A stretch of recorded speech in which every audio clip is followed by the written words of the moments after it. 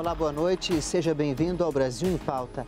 Integrar num único ministério as diversas políticas públicas de infraestrutura urbana e de promoção do desenvolvimento regional e produtivo, além de otimizar a administração de programas, recursos e financiamentos. Esse é o papel do Ministério do Desenvolvimento Regional, um dos maiores interlocutores do governo federal com os 5.570 municípios brasileiros. Pela segunda vez aqui no Brasil em Pauta, eu recebo o ministro do Desenvolvimento Regional, Gustavo Canuto. Muito obrigado pela presença de novo aqui conosco no Brasil em Pauta, ministro. Eu que agradeço, Paulo, a oportunidade. Temos muito a falar do desenvolvimento regional. Sobre essa questão, ministro, pelas próprias características do ministério, o senhor viaja muito pelo Brasil. Que avanço o senhor tem visto nas cidades brasileiras a partir dessas viagens e interlocuções com prefeitos, gestores públicos e a população em geral? Tivemos a chance e a oportunidade de visitar 24 das nossas 27 unidades federativas ao longo desses 11 meses. Vimos desde o Vale dos Vinhedos, lá em Garibaldi, até o sistema de esgotamento sanitário de Boa Vista, em Roraima, e também os projetos públicos de irrigação em Minas Gerais, ou seja, viajamos muito, obras de mobilidade em Fortaleza, e o que a gente vê é com uma continuidade.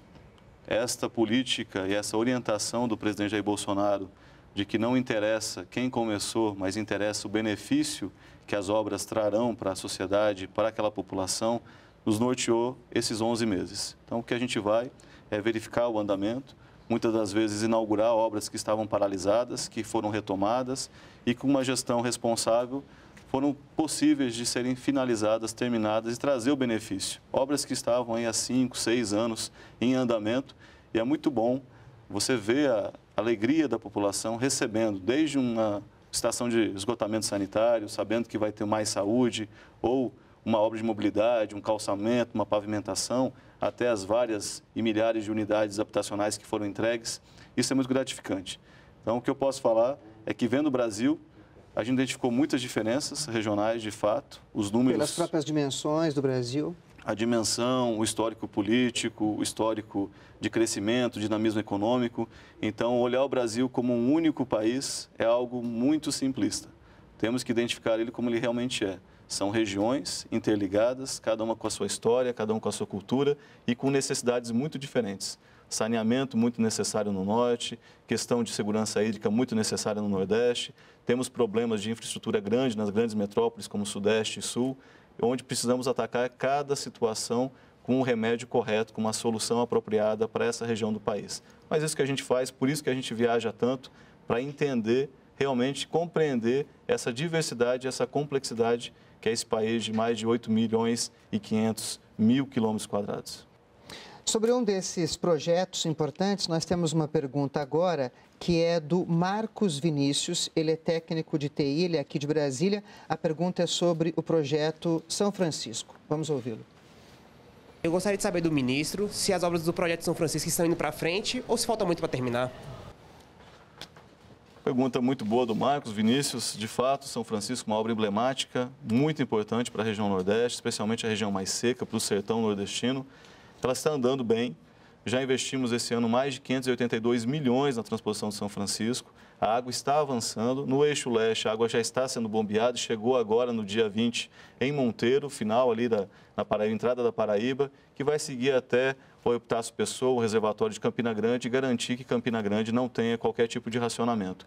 Lá no eixo norte, que o nosso objetivo principal é levar essa água até a região metropolitana de Fortaleza, já conseguimos avançar um obstáculo que existia no ano passado, que era um dique que deu um problema, estava com vazamento, e a segurança para nós sempre em primeiro lugar. Felizmente, as intervenções foram feitas com sucesso, o dique já está cheio, já consegue jorrar sua água para frente e agora está seguindo por gravidade e chegará até o final de março no cinturão das águas do Ceará e abastecerá a região metropolitana. Então, as coisas estão acontecendo, a água está sendo bombeada, todas as estações estão em operação, as 3 estações do eixo norte, as 6 estações do eixo leste. A água no eixo norte já ultrapassou os 80 quilômetros, ainda faltam 159 quilômetros para percorrer, mas de qualquer forma a água está caminhando. Não há nenhum obstáculo agora para frente, é o tempo de enchimento dos reservatórios. Tem um pequeno trechinho de 2 quilômetros que ainda tem obras, mas todos os engenheiros me garantiram que antes da água chegar, essas obras estarão concluídas, não será um impeditivo para que a água possa abastecer realmente o Ceará e a região metropolitana de Fortaleza, e no futuro logo abastecerá também o Rio Grande do Norte, quando chegar no reservatório de Engenheiro Ábidos e também no Caiçara. E o São Francisco foi incluído no programa de parcerias de investimentos. O que muda com essa inclusão? São Francisco é uma obra de engenharia monumental, um investimento que já supera seus 10 bilhões de reais, deve chegar a 12 bilhões de reais no final da obra civil, mas a operação dele é algo que preocupa muito o governo federal pelo custo. Hoje já é um custo que supera 300 milhões. No eixo leste. No eixo leste. Quando os dois eixos estiverem em operação, superará 600, 700 milhões de reais. Isso pode chegar em pouco tempo a um valor muito mais alto. Ciente dessa situação, desse custo muito elevado, temos uma necessidade muito grande, levar água para quem não tem água, um recurso vital necessário, mas também há um custo, e é um custo de oportunidade. Esse recurso que é gasto na operação, deixa de ser gasto na saúde, deixa de ser gasto na educação, em todas as outras áreas. Para isso, o presidente autorizou que fosse feito um leilão do potencial fotovoltaico que existe, a geração de energia elétrica baseada no sol, nas margens da transposição. E isso vai viabilizar a operação, vai reduzir o custo dessa água. A gente estima que há a possibilidade de uma redução de 25%, de 80 centavos, que é hoje o custo estimado, para 60 centavos. E com isso a operação fica viável, a gente consegue fazer essa concessão. Está prevista aí para setembro do ano que vem, o lançamento do edital. Isso passa por uma concessão, a operação sai da conta do Tesouro, a gente consegue ter o benefício de levar água para a população que tanto precisa, sem onerar os cofres públicos, utilizando o que o Nordeste tem de sobra, que é justamente o sol. Então, a gente está transformando algo que sempre assolou o Nordeste, que foi tido como uma coisa muito prejudicial para a região, como a solução do problema da água. Vamos usar o sol para poder levar água para as pessoas. E uma mesma empresa ou um mesmo grupo cuidaria tanto da questão da geração da energia fotovoltaica, quanto da manutenção e operação do próprio projeto, seria isso? Perfeitamente, Paulo. Esse é o objetivo. Essa concessão ela vai ser feita atrelada ao leilão desse potencial fotovoltaico. Então, aquela empresa que ganhar a concessão, ela vai ter o direito de explorar também o potencial fotovoltaico, que nos cálculos mais conservadores demonstram que há um potencial de gerar 4 vezes a energia necessária para manter as bombas da transposição. Ou seja, há um potencial muito grande de energia sobressalente que poderá ser vendida no mercado e este ganhador da concessão terá essa receita adicional. Então, além da receita da venda da água bruta, da entrega da água bruta para os estados, ele também terá a receita da utilização e da geração desse potencial fotovoltaico, dessa energia. Agora, falando sobre um outro rio, o rio Araguaia. Entre o final de outubro e começo de novembro, foi liberado 1,12 milhão para a Universidade Federal de Viçosa começar os estudos em relação ao projeto do Araguaia, é isso, ministro? Exatamente, mas não começar. Na verdade, entregar algo que eles já fizeram. Em junho, o presidente anunciou o Juntos pelo Araguaia. De lá para cá, foi feita a contratação da Universidade Federal de Viçosa para que elaborasse o plano executivo da execução dessas ações. Uma área muito grande, a nossa área estimada lá são de 5 milhões de hectares. Inicialmente, faremos uma intervenção em 10 mil hectares, tanto em Goiás como no Mato Grosso. E o que esta universidade está fazendo é produzindo um plano muito concreto de que ações e qual o custo que terão essas ações. Então, nós já pagamos essa primeira parte em cima das entregas que foram feitas, esperamos que o estudo completo esteja finalizado até o final deste ano, e aí totalizando mais de 2,79 milhões serão pagos para a Universidade Federal de Viçosa, e com isso, um projeto executivo pronto para ser executado em parceria com os dois governos dos estados, tanto de Goiás como Mato Grosso, com recursos do meio ambiente que são provenientes das multas ambientais, ou seja, transformando aquele recurso, aquelas multas, a degradação do meio ambiente em algo que vai preservar e conservar. Estamos transformando aquilo que era ruim em algo bom. Então, as multas que foram provenientes de uma degradação do meio ambiente vai ser o recurso que vai fazer com que as margens, as nascentes, as áreas de recarga possam ser revitalizadas, recuperadas e protegidas para fazer com que o Araguaia fique sempre um rio tão belo e que leve tanto desenvolvimento para a região. Essa revitalização das bacias hidrográficas faz parte de um programa que está sendo reelaborado ou elaborado e vai ser entregue no ano que vem, é isso, ministro? Isso. Na gestão de recursos hídricos, tive a oportunidade agora no último domingo, inclusive, estar no simpósio sobre gestão de recursos hídricos, e nós temos duas grandes entregas a serem feitas. O Plano Nacional de Recursos Hídricos e também o Programa de Revitalização das Bacias Hidrográficas. Este programa é um grande programa que prevê e faz um diagnóstico preciso de todas as nossas bacias, são 12 regiões hidrográficas, para entender quais são as dificuldades, qual o nível do problema que nós temos hoje.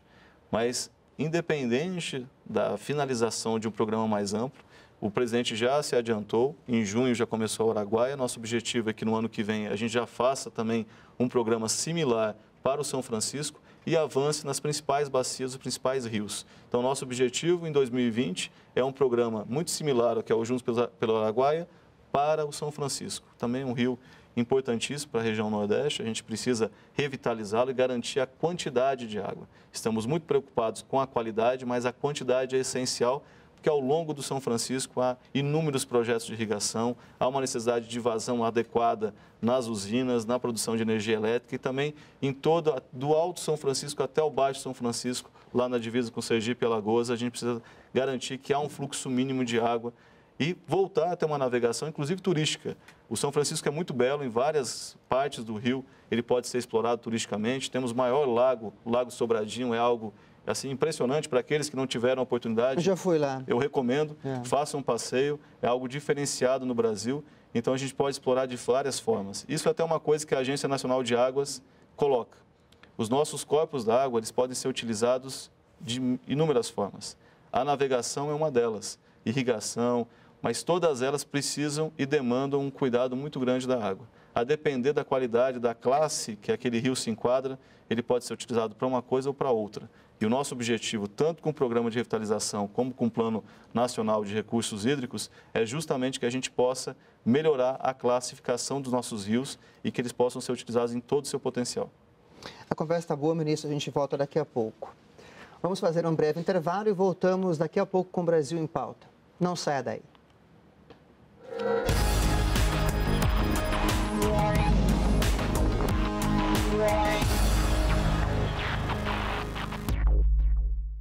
De volta com o Brasil em Pauta, o entrevistado é o ministro do Desenvolvimento Regional, Gustavo Canuto.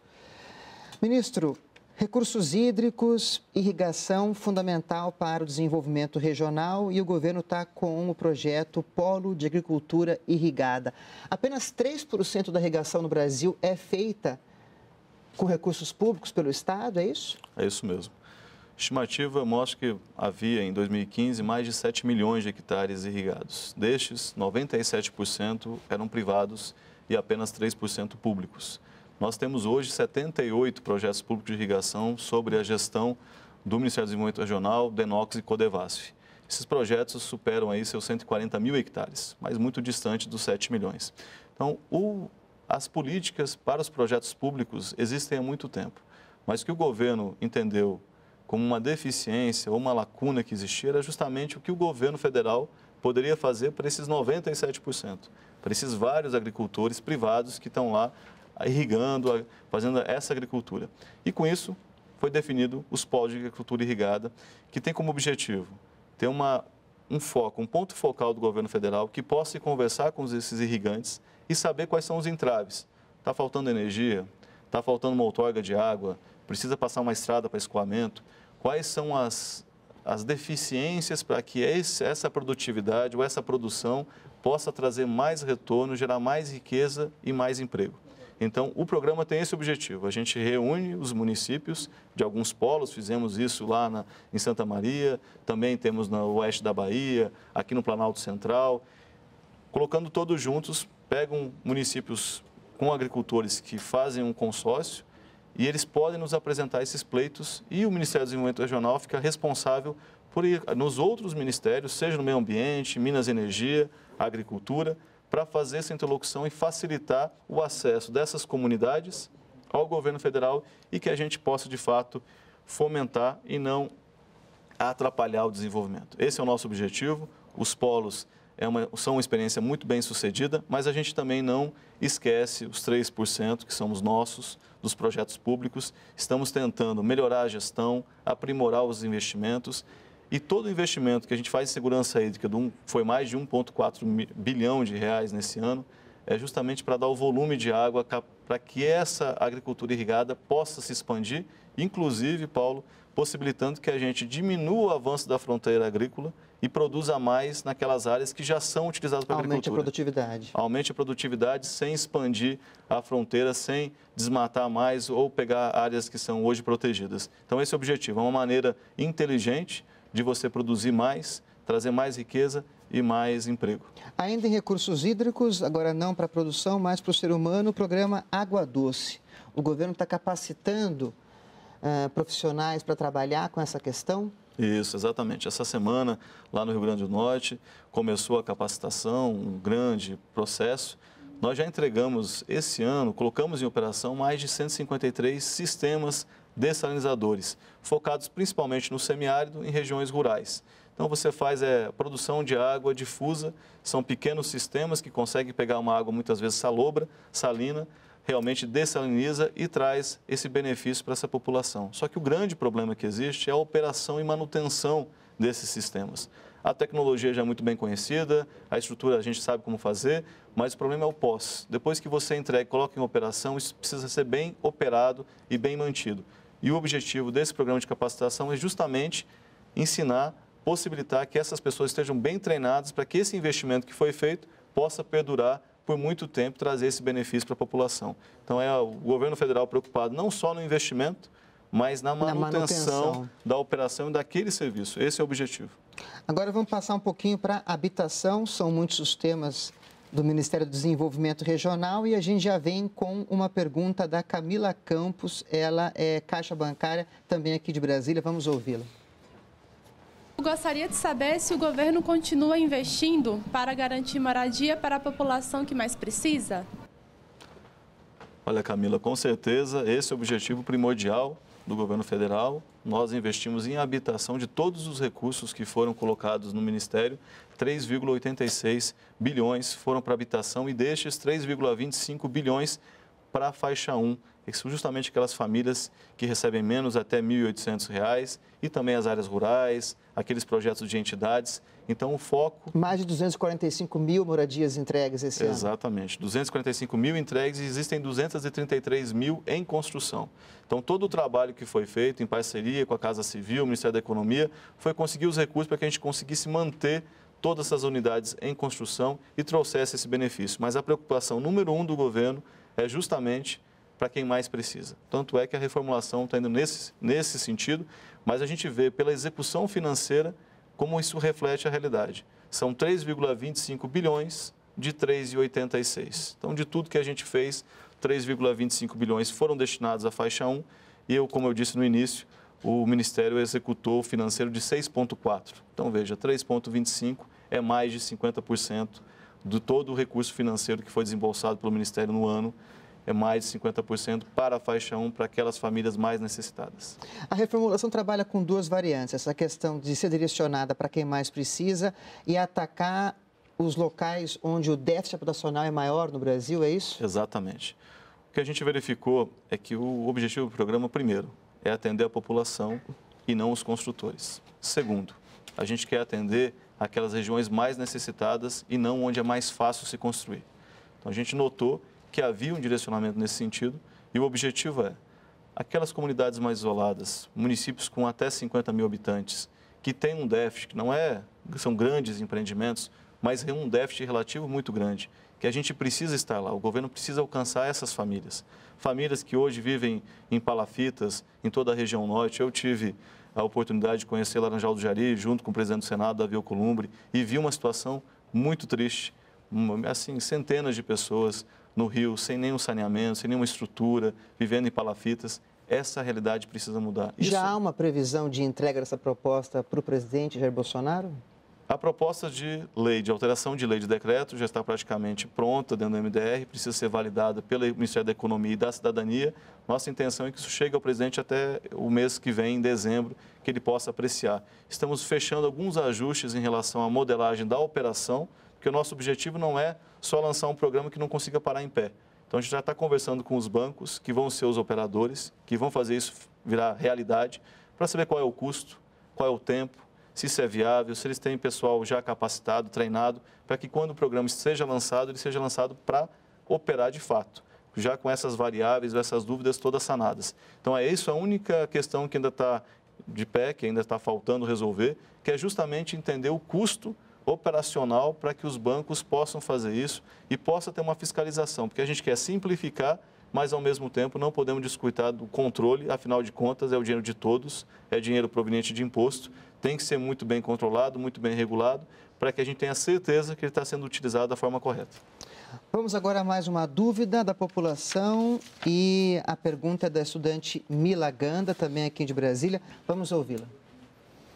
Eu queria saber o que o governo está fazendo para melhorar a mobilidade urbana e gerar menos impacto na natureza. Excelente pergunta. Um outro tema também importante. Muito importante, muito alinhado ao meio ambiente de fato. A gente sabe que quanto mais as cidades crescem, o transporte individual é algo que tem que ser cada vez menos utilizado. A gente precisa ter transporte de massa, mais transporte de massa de qualidade, que a gente sabe que a população sofre muito com precariedade dos ônibus ou a falta de um corredor específico, ela perde tempo demais no trânsito, compete com os carros. E é isso que o Ministério está fazendo. Foram investidos mais de 1,1 bilhão de reais para financiar corredores de ônibus, BRTs, VLTs, veículos em 141 municípios do país. 141 municípios. Metrôs, mais de 90% com menos de 250 mil habitantes. Exatamente, esse é o objetivo. Então, a gente está atendendo, veja que é uma constante do governo a gente atacar não só os grandes centros, mas também os pequenos. E nas ações de mobilidade também tem calçamento, qualificação das vias, melhoria das rodovias estaduais, das vicinais, tudo isso acaba sendo auxiliando para que a qualidade de vida da população das cidades melhore. Esse é o nosso objetivo, um investimento robusto de obras, desde grandes obras como metrôs até pequenas obras, pequenos corredores, pequenas qualificações. Então é isso, Camila, que o governo federal está fazendo, preocupado com todos, não apenas com os grandes, não apenas com as grandes obras, mas também a população daqueles pequenos municípios. E o governo federal também auxilia os municípios na elaboração dos planos de mobilidade urbana, que agora tiveram um prazo dilatado para serem concluídos, não é isso, ministro? Exatamente. O plano é essencial, eles estão inseridos na Política Nacional de Mobilidade Urbana. Você tem um planejamento, entender, ainda mais em algo tão complexo como a mobilidade, que tem vários modais, várias dificuldades logísticas, você precisa realmente planejar para poder executar essas ações. Mas os municípios, nem todos têm o pessoal capacitado para fazer um plano, expertise. Então, foi muito importante essa ampliação do prazo até abril de 2021, para que eles possam realmente elaborar um plano de qualidade e que possa mudar a realidade de vida dessa população. Penso também que uma grande proposta elaborada pelo Ministério neste ano foram os planos regionais de desenvolvimento. Para cada região tem um plano, ministro? Sim, a Política Nacional de Desenvolvimento Regional... Quer dizer, Centro-Oeste, Nordeste e Região Norte, perdão. Exatamente. Que são as 3 regiões prioritárias dentro do plano da Política Nacional de Desenvolvimento Regional. Foram desenvolvidos de forma inédita, primeira vez desde que a Constituição foi elaborada, que já previa a elaboração desses planos, então mais de 30 anos se passaram e hoje, pela primeira vez, no dia 19, foi encaminhado ao Congresso Nacional os 3 planos de regionais de desenvolvimento que agora estão em aplicação. Que vão abranger um período de 2020 a 2023. São 12 anos alinhados aos 3 ciclos do PPA. Então, o objetivo é que não sejam apenas normas, diretrizes e indicativos de projetos, mas que isso tenha uma aderência ao plano plurianual e que a gente possa efetivar. Então, por isso que ele tem que estar casado com a proposta, tem que estar casado com o PPA e agora cabe ao Congresso, daquela carteira muito ampla e muito extensa que foi colocada no anexo 3 de cada um dos planos, avaliar o que é mais prioritário para esses primeiros 4 anos. E dentro daquilo alinhar com o PPA e poder realmente ter o recurso orçamentário para efetivar. Porque o nosso objetivo não foi só traçar uma estratégia, que foi construída aí ao longo de muitos anos e agora chegou nessa situação, esse indicativo, esse norte. Mas dar um portfólio. Sempre reclamaram, e com razão, que faltava uma carteira de projetos para o desenvolvimento regional. Agora existe. A carteira está ali, está indicada, nos anexos está em lei, logo estará em lei, depois que o Congresso aprovar. Nós sabemos o que precisa ser feito. Falta agora efetivar, viabilizar recursos, investir e realizar ações tão prioritárias. Então, a gente analisou, cada um tem uma aposta estratégica específica. A gente, no Centro-Oeste, sabe que a diversificação, utilizar todo o potencial do agronegócio, mas não deixar só para as grandes corporações, não para deixar que isso se diversifique e entre para os pequenos também. Então, isso é uma das apostas para o Centro-Oeste. Na região amazônica, a gente sabe do potencial e da riqueza da natureza. Então, a biodiversidade lá precisa ser melhor explorada de forma sustentável, mas a aposta é que a gente use a biodiversidade para que possa desenvolver a região e trazer riqueza. E no Nordeste, a gente aposta nas cidades intermediárias. A gente imagina que investindo nessas cidades, toda a região em volta também se desenvolve e elas interligadas de uma maneira muito sinérgica, toda a região cresce e se dinamiza. Então, esses são os eixos centrais. Cada um tem 6 eixos de atuação e dentro desses 6 eixos foram definidos programas e projetos que estão lá agora todos descritos.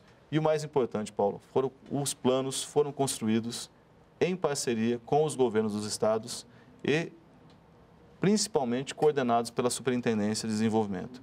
Então, a SUDECO, a SUDAM e a SUDENE capitanearam essa coordenação política, essa articulação, foram aos governadores, solicitaram e perguntaram aos governadores o que, no entendimento deles, era essencial para desenvolver as suas respectivos estados. E tudo isso foi colocado junto, discutido e aprovado de forma colegiada na reunião do Conselho Deliberativo de cada superintendência, de cada CONDEL. Então, isso foi feito. Então, é uma construção muito republicana, coletiva, colegiada, e que é por isso que a gente acredita que isso vai ter resultado. Porque não é algo imposto pelo governo federal, é algo trabalhado e discutido com os governos estaduais e que realmente eles conseguem enxergar no plano o que eles pediram, o que é importante para os governadores. Então, é o governo federal alinhado a todos os governos dos estados do Nordeste, do Norte e do Centro-Oeste. Essa é a verdadeira política, é a boa política, é a política que a gente espera e acredita que esse seja um instrumento que vai fazer diferença. Agora é transformar o papel em realidade. E entrega efetiva. Eu espero que nas próximas viagens eu esteja entregando, inaugurando alguns dos projetos que estão elencados nos planos regionais. Ministro, muito obrigado aqui pela presença no Brasil em Pauta, mais uma vez. Eu que agradeço, Paulo. Sempre um prazer estar aqui. Espero que tenhamos sempre boas novas para a população, para o Brasil. O desenvolvimento regional está acontecendo, o governo está preocupado. Nosso objetivo é, como disse, transformar papel, planejamento em realidade. É ir lá em cada cidade e mostrar que, de fato, o discurso do presidente Jair Bolsonaro é verdadeiro.